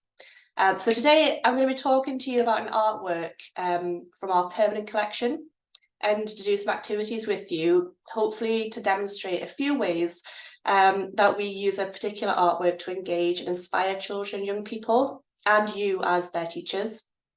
So I'm going to start with the artist to give a little bit of context about the artwork, but I must stress that we wouldn't normally start or even really discuss at all this particular sort of content in our sessions with children and young people, as we much prefer to focus on the power of looking and inquiry into the artwork itself. So just to start, William Holman Hunt was known as one of the most important and most talented British pre-Raphaelite painters. Hunt was born in 1827 and came from a modest background as the son of a warehouse manager. In 1844, he gained a place at the Royal Academy of Arts, which was significant in many ways, not least as this is where he met and became friends with Dante Gabriel Rossetti and John Everett Millais. The three painters shared the same artistic ideals, an admiration for the poet John Keats and medieval art and literature. So they wanted to revolutionise the art of their day, which led them to founding the Pre-Raphaelite Brotherhood in 1848. The Pre-Raphaelite Brotherhood originated its name from their rejection of the traditional methods of teaching at the Royal Academy, where the work of Raphael, that's the famous Italian artist rather than the possibly equally well-known Turtle, was believed to be the epitome of good painting. Instead, they aimed to create artworks with a contemporary social or political message, as well as paintings inspired by literature or medieval legend. In 1865, Hunt married, and the following year he and his wife travelled and stayed in Florence. And it was here in 1866 that Hunt began painting the Isabella artwork that we're going to be looking at. So Florence provided an inspiring place as it was a setting for the Keats poem Isabella and the Pot of Basil, which this painting is actually based on. It also provided the opportunity to collect authentic objects and furnishings to add realism to his work. After all, the Pre-Raphaelites believed in painting directly from life and nature in incredible detail. By this point, Hunt's wife was pregnant, giving birth to their son in October 1866. Tragically, though, she died 2 months later, which devastated the artist. Hunt was overwhelmed by his grief. However, endeavoured to complete the painting of Isabella, the work now becoming a celebration of his love for his wife and an expression of his bereavement. It's said that he used her likeness to model his version of Isabella in the painting.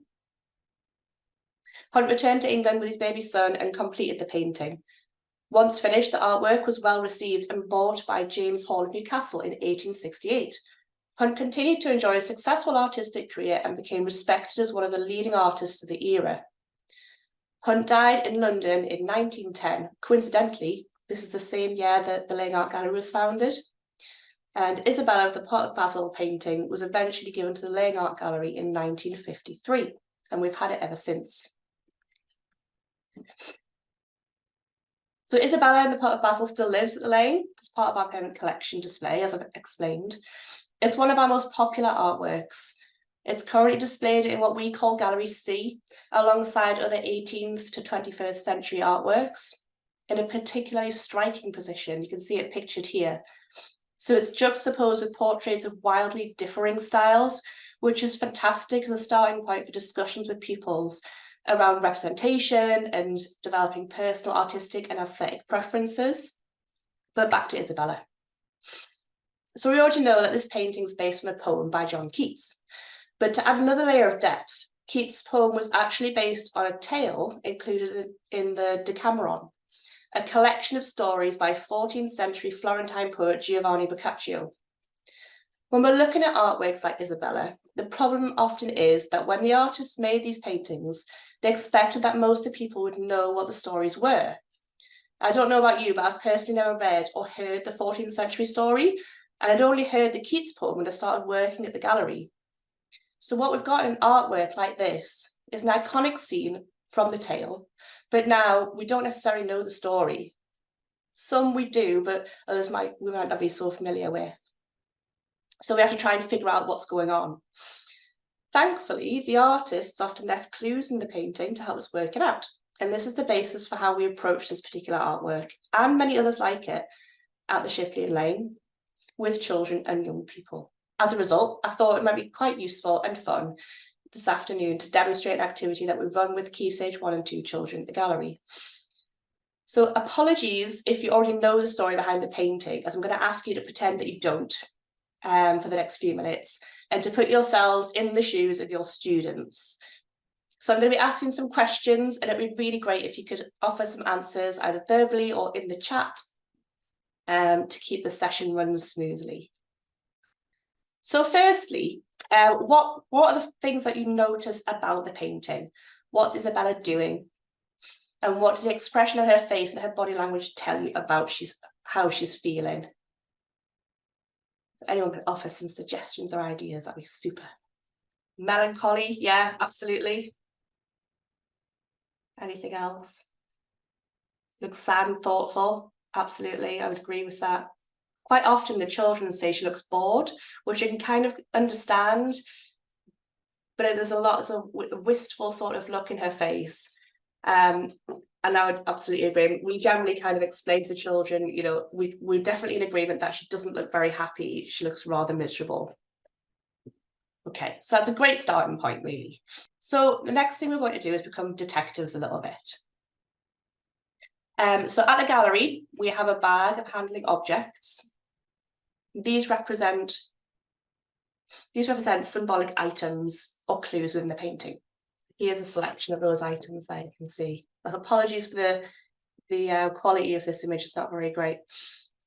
So in a moment, what I'm going to do is split you into breakout rooms, and I'm going to give each group an image of one of these objects and an image of the painting itself. So I'm just going to flick through those objects so you can see them in a little bit more detail.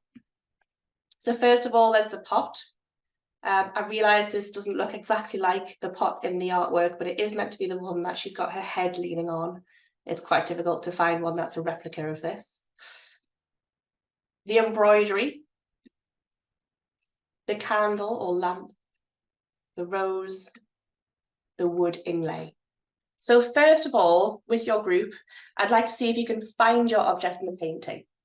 Then discuss what significance this might have to Isabella and her story. Remember, try not to spoil the detective nature of the activity if you already know the story. If you manage that quite quickly, you can explore the rest of the painting. What are the clues or symbols can you spot that support our understanding of what's going on in Isabella's story? So we're going to give you about 6 or 7 minutes in your breakout rooms, and then we'll see you back here very soon. I hope that was long enough for you to have time to discuss that. Hopefully you found your objects in the painting. Obviously some are trickier than others. It'd be great if some people might feel confident to feed back about their objects. Maybe it's symbolic significance that they've got ideas about, or your thoughts about maybe what her story is given the objects that you were looking at. Would anyone feel confident to chat? Okay, well, if no one's up for it, I can kind of go through the symbols independently. Anyway, that's not a problem. So we'll look at this one first of all.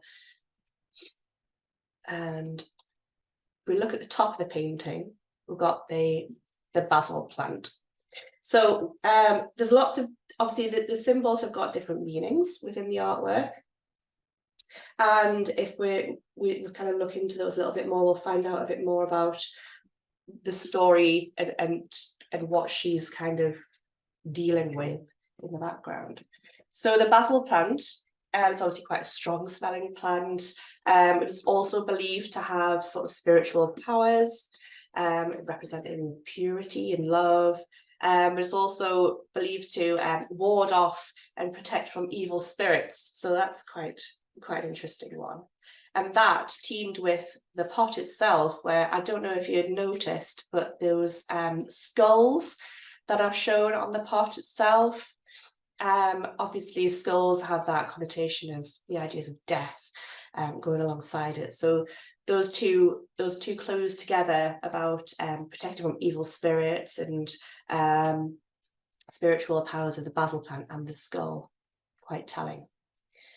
Next, there was the embroidery. So this area here, we can see this cloth, very heavily embroidered, really beautiful, sitting on top, underneath the pot and on top of this kind of altar.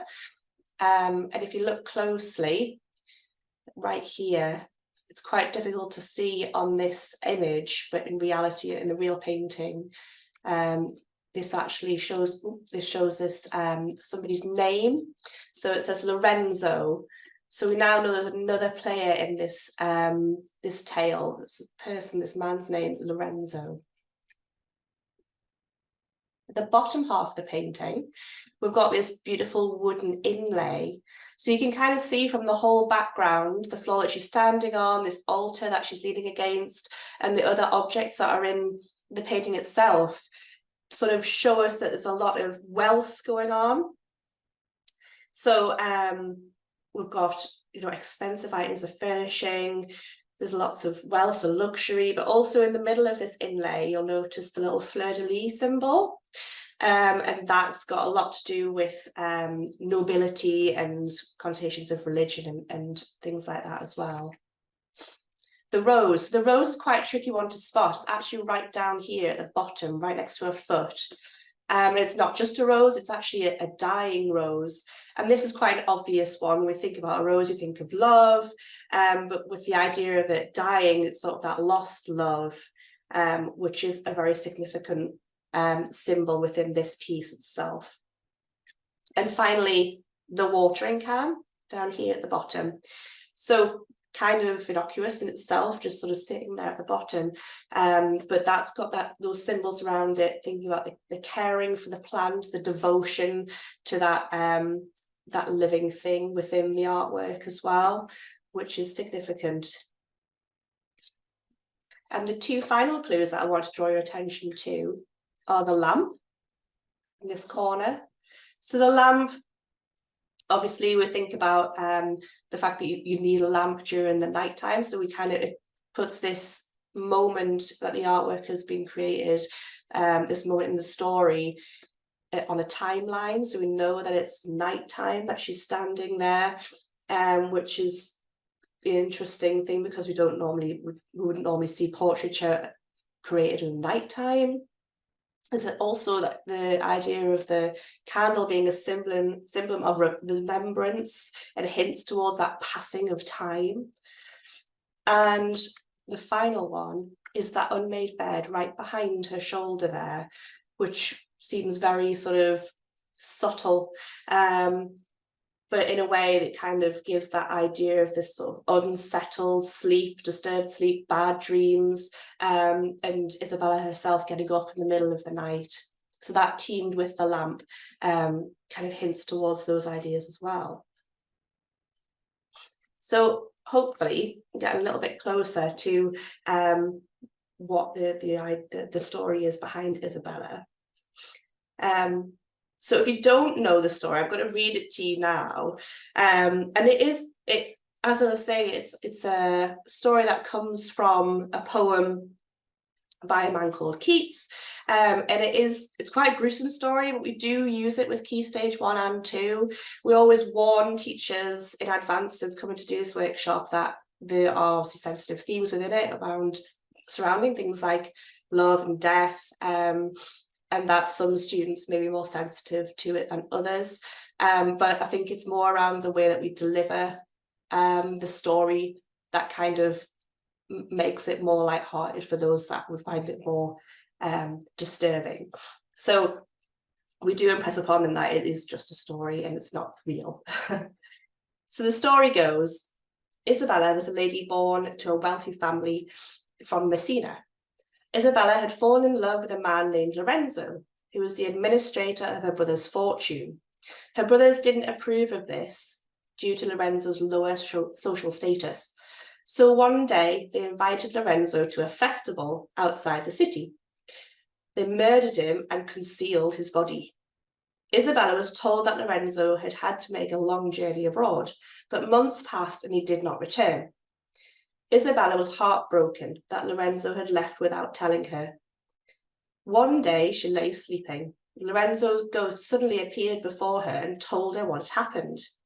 The ghost asked Isabella to find his body.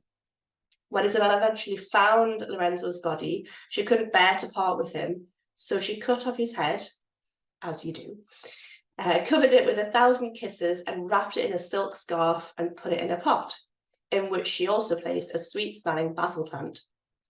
As the months passed, she tended to the plant obsessively, arousing the suspicions of her brothers. Eventually, the brothers investigated the pot and discovered the head. Terrified that the truth would come out, the brothers stole away the pot and fled to Florence, leaving Isabella alone to die of a broken heart. We usually do a very collective "ah" at the end of that. So actually, there are 3 different paintings of this scene in the story by different artists, and one of a different scene in the story as well. One of the paintings shows the pot on a plinth out in the gardens. In many ways, it seems more sensible. But Hunt has shown her in this one in her bedroom, sitting on top of his sort of personal altar, where you would go to sort of say your prayers. So he's shown Isabella putting the pot in the most important place in her bedroom, wrapping her arms around it, which is quite an interesting way of doing it. And you can see that those ones are quite similar in how they've been depicted. So the activity that you've just taken part in is only a part of the workshop that we deliver around Isabella. This workshop usually culminates in the pupils creating their own portraits based on a well-known character. So this is usually from a fairy tale, such as Jack and the Beanstalk or something like that, where they add visual symbols and clues into a portrait in order to tell the story in a similar way to how Hunt's communicated Isabella. So it's an interesting way of thinking about narrative alongside portraiture, and it usually goes down really, really well. So next thing I wanted to think about was another way to use Isabella across the curriculum. So this is more in a sense how you as teachers or facilitators might use this with your pupils rather than us leading something with them. So that actually has been done before in the National Gallery's Take One Picture model. So if you're not familiar with the Take One Picture, the idea is to focus on one artwork to inspire cross-curricular classroom work. So Isabella and the Pot of Basil's an ideal artwork for this, as it has so many different facets. For example, you might think about how the story could influence the literacy lessons, perhaps creating a diary entry for Isabella, or some persuasive writing from Isabella's brothers to Lorenzo to trick him into leaving with them, perhaps. You could then also look at the painting as inspiration for classroom work in science, looking at the various materials and other properties featured in the artwork. So in a moment, I'm going to pop you back into those breakout rooms for you to think about how you might use Isabella and the various things that you can see within the painting to inspire classroom work across the curriculum. So we're going to put you back in those rooms for sort of 10 minutes. And I'm hoping that you'll be willing to share some of your ideas when we come back after that 10 minutes. So do you think about your literacy? You can even think numeracy, science, geography, anything that you want to think about in terms of cross-curricular work in your classroom, and how you would use Isabella as a springboard for that. Hopefully everyone's back in the room now. I realised that was quite short and sweet, but hopefully you managed to come up with some ideas. Is anyone up for sharing some of their thoughts and feedback about what ideas you might have for cross-curricular work using the painting? Were there any areas of the curriculum that you were more focused on? Like I said, it might be something that it needs a bit more time to think about. But it could be simple things such as using the story itself as inspiration for literacy work. It could be that you're looking at, say in science, you could be looking at the various materials, the features that you can see in the artwork, and their qualities. There's various things that you could think about in terms of using it as a springboard for your curriculum work. So if no one's up for participating on that bit, that's absolutely fine. But that kind of takes us to the end of that bit. So I hope you've enjoyed Snapshot into some ways that we can engage pupils and teachers with our artworks here at the Lane and Shipley Art Galleries. If you do have any questions or you're interested to learn more about our work with schools, please do get in touch via our team email, which is learning@laneartgallery.org.uk. I'm sure Jack will pop that into the chat as well, so that you've got it. But thanks so much for participating and giving us your time to be a part of that today. Thanks very much, Joy. That was really fascinating. I'm still thinking now about cross-curricular links, and I was kind of heading towards textiles, and I was starting to think about the watering can and the basil and science. Anyway, we'll move on, pass over to Hazel now. So Jack's going to share your presentation, Hazel. So over to you. Thank you. Thanks. That's great. Good afternoon, everyone. My name's Hazel Barron Cooper, and I'm the Learning Officer at the Hatton Gallery, which is the sister gallery of the Ling and the Shipley. The Hatton is in Newcastle University, right in the centre of the campus. It's actually in the Fine Art Building, but it is managed by Tyne-Wear Archives and Museums. So we're going to the first slide. Thanks. So there we can see it's got a new entrance on the left-hand side that it's only been there for about 6 years, and a beautiful red brick university building.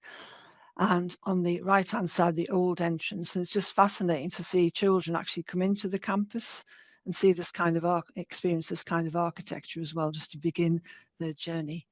Next one, please. So there's the interior. It's beautiful. It was built in 1911, and this is the first gallery, which is Edwardian. Beautiful columns, and it's actually useful to talk to the children about the architecture when they come into the room. But as you can see, it looks really well with quite modern artwork. We've got lots of modern artwork and lots of contemporary. And this is a wonderful exhibition called Pioneers of Pop, which we showed in 2017, with work by Terry Frost and Joe Tilson and Richard Hamilton. Next slide, please. We've got a learning room that's just for classes and events, which is quite large with lots of capacity. We have lots of equipment, and this is just a small portion of the room you can see in this photograph. It seats 30 children, 10 adults at the same time, and there's often a hub of activity. It's somewhere that also the children can have their lunch. Next slide, please. So this is another part of the room. We've got facility for screen. This is a CPD with teachers, which is available. So most days at the Hatton we have school classes coming in, colleges. We have refugee groups, mental health groups. We have CPD for teachers at twilight times and on Saturdays as well. And just in the background there, you can see the wonderful West African collection of objects, which is housed in the learning room. Next slide, please. So we have a permanent collection as well as works on show. We have 3,500 works ranging from sculptures, textiles, paintings, drawings and prints, from the Renaissance to contemporary. We have works by Francis Bacon, Walter Sickert, Patrick Heron, John Martin. We've only got a very small John Martin, not like the Lang's large collection of large John Martin paintings. We have a sculptural collage by Kurt Schwitters called the Merzbahn. We have work by Richard Hamilton, Victor Passmore, to name but a few. And next, please.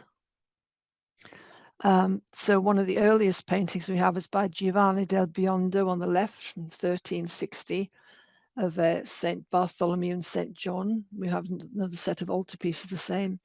And probably our most precious and wonderful piece is on the right, which is a very large painting by Francis Bacon. So that's called Study for a Portrait, number 6. The reason we have these works is throughout the decades in the 20th century, professors and teachers at the Hatton would go and acquire works at the Hatton Gallery.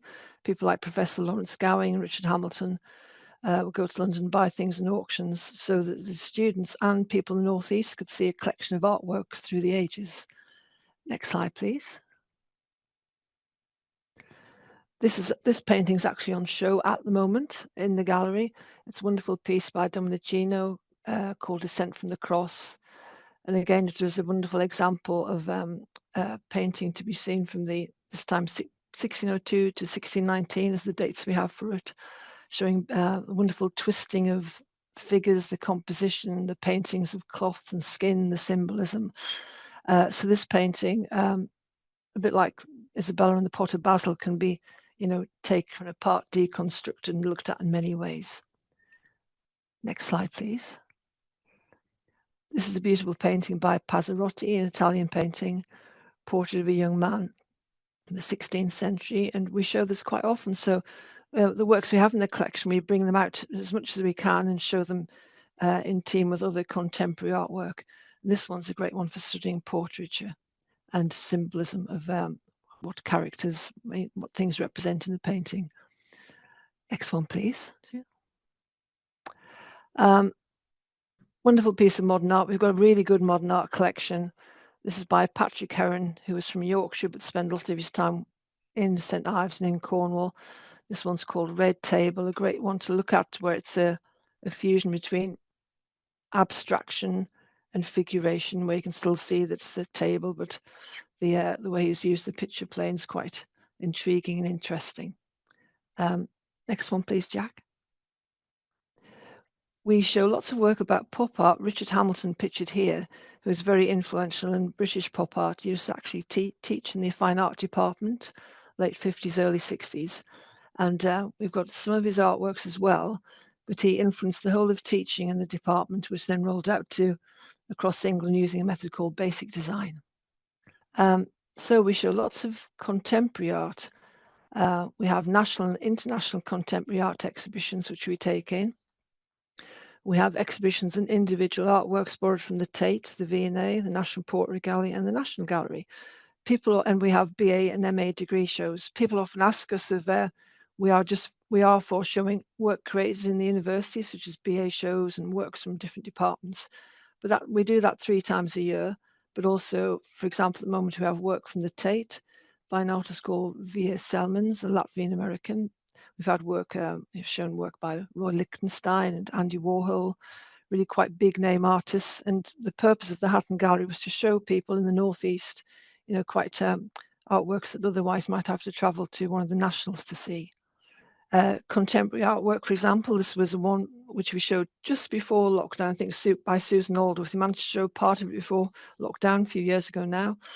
And this represented Susan being working with people with epilepsy, and she represented by 100 Victorian Edwardian nightgowns which had been embroidered by people, and with phrases that people with epilepsy had contributed to the project. It was quite amazing. And it's on a raft, and the dressing gowns moved up and down at certain points. So we have very unusual exhibitions like this, which tour from different galleries or are curated for the gallery. We have a beautiful collection of African objects. These were collected by Fred and Dinah Ullman and left to the gallery in the 1980s. We have 70 objects. Most of them are objects that were souvenirs created for the Western market. And this one's a beautiful small mask from Nigeria. It's on show all of the time, the collection in our learning room in specially constructed glass cases. We also have 10 wonderful Indian miniature paintings from Rajasthan. We have these were the start of the collection because Professor Hatton collected them, and it was the start of showing work that would not usually be seen in the Northeast. These are very beautiful, and they show images from the Hindu religion, so they can be used for world cultures, religion, and just used for the beauty of the images themselves. These are not always on show. They're in our store, but they can be brought up by request, and we do show them occasionally. One of our main pieces is the Merzbahn Wall by Kurt Schwitters, who was a modernist artist working in Germany in the 1930s. He had to flee because of his work was quite political. He came to live finally in the Lake District in England and was given a barn to work in the 1940s, in which he constructed this piece from objects he found while on walks around the fells near Elterwater. So this is been housed in the Hatton since 1965. And it's a great point to look at for modernist artwork, recycling, war refugees continuing to create artwork. It's got many, many ways that you can take this piece. So school workshops that change for each exhibition. We have exhibitions on for 3 months at a time. So our only permanent things are the Merzbahn Wall that we just had on and the beautiful African collection. So we have a standard program, always an offer of workshops in drawing, painting, printmaking, sketchbook, arts and literacy, and art and materials. And these are all online, so you can choose which ones you like to attend. The workshops are free, and they usually last an hour and a half. Next slide, please. Well, that gives you a range of what it's like to come along to the Hatton. So please do. It's not so well known perhaps as the Laying and the Shipley because it has no outward facing building. Look on the high street, it's actually in the university. But all the workshops are free and it's open right the way throughout the year. Hope you enjoyed looking at that. Thanks, Thank you. Hazel. Thank you. Yes, I will do. Thank you, Hazel, for that whistle-stop tour around the gallery. And thank you to Joy for your workshop, and also thank you to Michelle, who I know has had to go. And a big thank you to Andrew, who has taken us not just through this one, but all of our creative sessions over the last 5 weeks or so. So it's been great to explore all these different curriculum areas with you, and we hope that you've all enjoyed it. We'd just like to thank you all for coming along today, and to let you know that Charlotte will be sending around a feedback form tomorrow, so we'd be really grateful if you could fill that in. This is the last of our creative series this year, so I'll let Charlotte have a week off before we get into planning the next set, but it would be great to hear from you about what else you would like to see from our sessions, and how we can help you with our Teacher CPD programme. So please look out for that tomorrow. We have recorded this session, and so you will be able to watch this back along with the other sessions from the series after Easter. We'll take them away and edit them, and put them out alongside some resources as well. So look out for those. And what I will do is, I just need to get my chat box open because I haven't sent this to Jack, but I will just pop a link in the chat to our TWAM Schools page, and from there you can find out all about all of our schools workshop, Teacher CPD programme, and all of our online resources as well. But that's it for us today. Thank you for being with us this afternoon. It's been great to see you, and we hope to see you at some of our other events soon. Thank you. Bye.